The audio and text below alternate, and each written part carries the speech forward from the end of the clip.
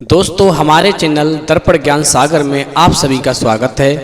तो सभी भाइयों को जय श्री राधे जय श्री कृष्णा।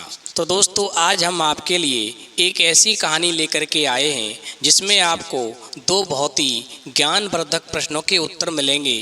पहला प्रश्न, कौन सी स्त्रियां अपने पति से झूठा प्रेम करती हैं, और दूसरा प्रश्न, एक पत्नी के लिए पति का कौन सा अंग महत्वपूर्ण माना जाता है। तो वीडियो शुरू करने से पहले मेरा आप सभी से अनुरोध है, यदि आपने अभी तक हमारा चैनल सब्सक्राइब नहीं किया है तो प्लीज़ आप हमारे चैनल को अभी सब्सक्राइब अवश्य करें, क्योंकि आपका एक सब्सक्राइब हमारे लिए बहुत ही महत्व रखता है। दोस्तों एक समय की बात है, एक नगर का राजा एक बार शिकार करने के लिए अपने सैनिकों के साथ में जंगल गया हुआ था। बहुत देर हो गई थी मगर एक भी शिकार हाथ नहीं आया। अब चलते चलते उस राजा के जो सैनिक थे बहुत ही ज़्यादा थक चुके थे। अब राजा के सैनिकों ने राजा से कहा, महाराज आप तो घोड़े पर बैठे हैं इसलिए आप ज़्यादा थके नहीं होंगे, किंतु हम लोग सभी आपके पीछे पीछे पैदल चल रहे हैं। काफ़ी समय से पैदल चलने से हमारे पैर दुखने लगे हैं और हमें काफ़ी तेज प्यास भी लगी है और हम प्यास की वजह से काफ़ी व्याकुल हो रहे हैं। अब दोस्तों सैनिकों की बात सुनकर के राजा कहने लगता है, तुम लोग यदि परेशान हो गए हो तो वापस राजमहल लौट सकते हो, लेकिन मैं तो शिकार किए बिना वापस नहीं लौटूंगा। अब राजा के आदेश पर सभी सैनिक जो थे वापस राजमहल लौट गए। अब महाराज अकेले ही जंगल में शिकार की तलाश में घूमते फिरते रहे। दोस्तों ध्यान रखना, बहुत समय हो गया था मगर राजा को एक भी शिकार दिखाई नहीं दिया। अब रात भी हो गई थी तो चलते हुए राजा एक तालाब के पास पहुंचा। अब दोस्तों तालाब पर पहुंचने के बाद राजा ने सोचा कि थोड़ा सा पानी पी लेना चाहिए। अब राजा पानी पीने के लिए अपने घोड़े से उतर कर के जब पानी पी रहे थे तभी तालाब के दूसरे किनारे पर एक सुंदर सी कन्या पानी पीने के लिए आई। अब महाराज ने उस सुंदर सी राजकुमारी को देखा और वो उस लड़की पर मंत्रमुग्ध हो गया। दोस्तों राजा पहली नज़र में ही उस लड़की से प्रेम करने लगा। वो कन्या अपनी मटकी में पानी भर कर के और वहाँ से चली गई। दोस्तों गौर करेंगे, महाराज भी उस लड़की के पीछे पीछे जाने लगा मगर कुछ ही दूरी पर वो कन्या गायब हो गई। अब राजा को समझ नहीं आया कि आखिर वो कन्या गई तो कहाँ गई। अब महाराज अपनी सुध-बुध खोकर के पागलों की तरह उस कन्या को पूरे जंगल में ढूंढते फिरते रहे, मगर दोस्तों वो कन्या राजा को कहीं पर नहीं मिली। अब दोस्तों गौर करेंगे, महाराज उस अप्सरा रूपी कन्या को भुला नहीं पाए और वापस उसी तालाब पर आकर के उस कन्या का इंतजार करते रहे और इंतजार करते करते उसी तालाब पर सो गए ताकि सुबह जब कन्या आए तो उनसे उसकी मुलाकात हो सके। दोस्तों राजा रात भर सो नहीं सका और सुबह का इंतजार करता रहा और जैसे ही सुबह हुआ राजा उठा और कन्या की राह देखने लगा, मगर क्या होता है वो कन्या दिन को कभी आती ही नहीं थी। अब राजा सोचने लगा शायद वो कन्या शाम को ही आती होगी, इसीलिए राजा ने अब शाम को उसकी प्रतीक्षा करने की सोची। और जब शाम हुआ अब वो कन्या पानी लेने के लिए उस तालाब की ओर आई और पानी भरने लगी तो राजा उस कन्या को देख कर के जल्दी से उसके पास गया और उस सुंदर सी लड़की से कहने लगा, हे अप्सरा रूपी कन्या तुम कौन हो और कहाँ से आई हो। दोस्तों वो लड़की कुछ कहती नहीं है। महाराज दोबारा पूछने का प्रयास करते हैं फिर भी वो कन्या चुपचाप पानी भर कर के वहाँ से चली जाती है और राजा को किसी भी प्रकार का कोई उत्तर नहीं देती है। अब दोस्तों रोजाना इसी तरह से महाराज तालाब पर रह कर के उस कन्या से उसका नाम पूछते हैं मगर वो कन्या कोई जवाब नहीं देती है। दोस्तों एक दिन राजकुमारी रात के पहले ही अपना चेहरा ढककर पानी लेने के लिए तालाब पर आती है तो उस दिन महाराज गुस्से में आकर के उस कन्या के नज़दीक चले जाते हैं और कहते हैं, हे अप्सरा रूपी कन्या, मैं आपके प्रेम में विवश होकर के कई दिनों से इस जंगल में भटक रहा हूँ। अब तो अपना नाम बता दीजिए, मैं तुमसे बहुत प्रेम करता हूँ। आपसे विवाह करके अपने महल की रानी बनाना चाहता हूँ। मगर दोस्तों ध्यान रहे, वो लड़की जो थी हमेशा की तरह कुछ ना कह कर के और अपनी कुटिया की ओर जाने लगती है।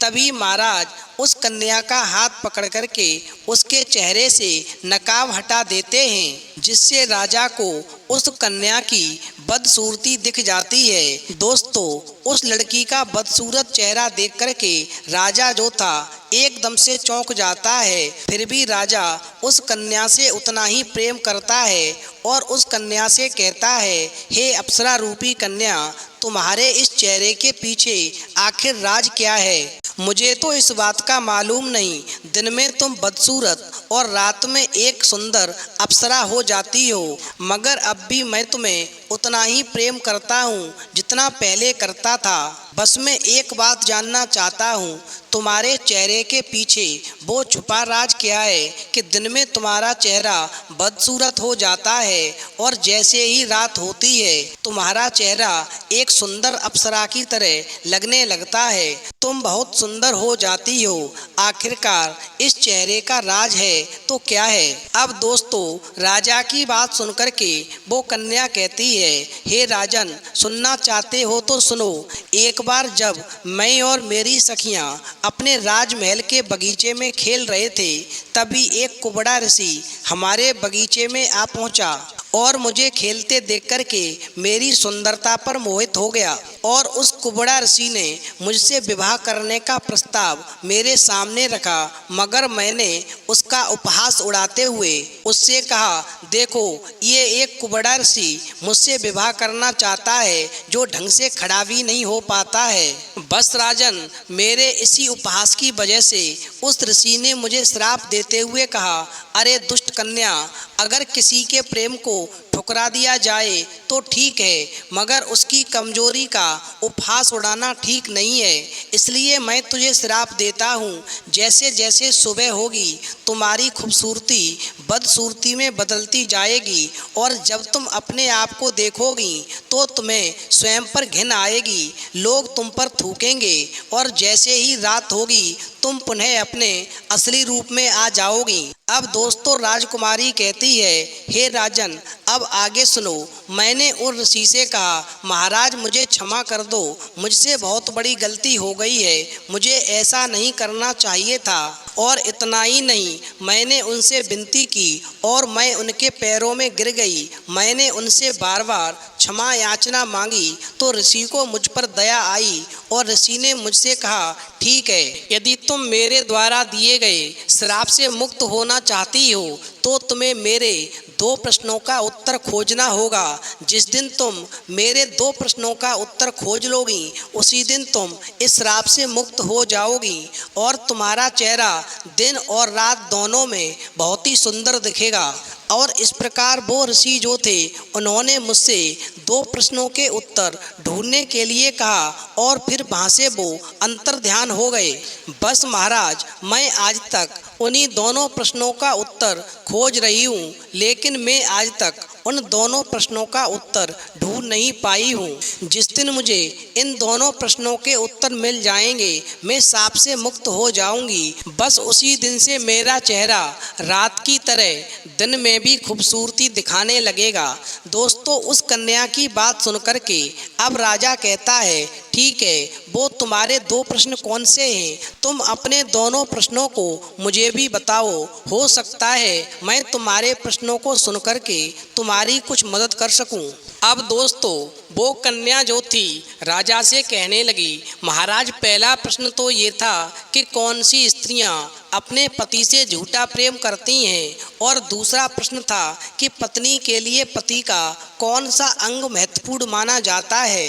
अब दोस्तों उस कन्या के द्वारा दोनों प्रश्न जानने के बाद में राजा कहने लगा, तुम्हारे पहले प्रश्न का उत्तर तो मुझे आता है, मैं तुम्हें अभी बताता हूँ। और तुम्हारे दूसरे प्रश्न का उत्तर मुझे नहीं आता, इसके लिए मुझे कुछ समय लेना होगा, फिर मैं तुम्हारे दूसरे प्रश्न का भी उत्तर तुम्हें अवश्य बताऊंगा। दोस्तों वो कन्या कहने लगी, ठीक है राजन, तुम मुझे मेरे पहले प्रश्न का उत्तर बताओ। दोस्तों राजा कहने लगा, तुम्हारा पहला प्रश्न था कि कौन सी स्त्रियां अपने पति से झूठा प्रेम करती हैं, तो समझ लो आज मैं तुम्हें ऐसे 5 प्रकार के स्त्रियों के दोषों के बारे में बताता हूँ, जिन स्त्रियों के अंदर ये 5 प्रकार के दोष होते हैं। समझ लो वो स्त्रियां अपने पति से हमेशा झूठा प्रेम करती हैं। नंबर 1, झूठ बोलना। स्त्री को सदैव ही झूठ बोलने से बचना चाहिए। जो स्त्री झूठ को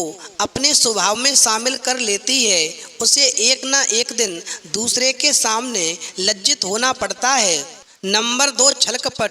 ये वो दोष है जो किसी भी स्त्री के लिए पतन का कारण बन जाता है।